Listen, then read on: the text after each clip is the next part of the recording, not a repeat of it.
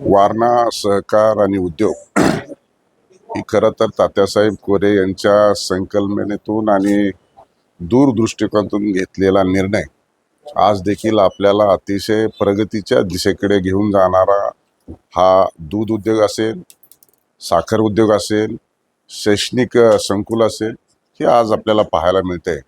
आणि त्यांनी घेतलेला निर्णय, त्यांनी केलेली अंमलबजावणी, त्याचीच परंपरा आज आमदार विनायकजी कोरे साहेब देखील ते पुढे चालवत आहेत.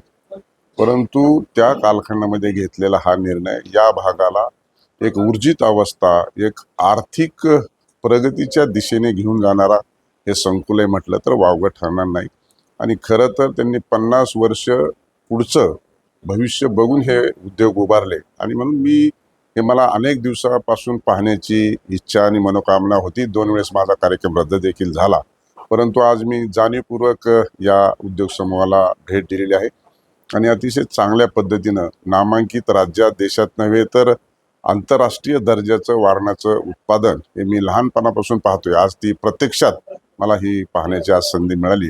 आणि त्यामुळं खऱ्या अर्थानं आपल्या महाराष्ट्रातील ग्रामीण भागातला हा चांगला चाललेला उद्योग आणि सहकार क्षेत्र आज पाहून मला मनस्वी आनंद झालेला आहे.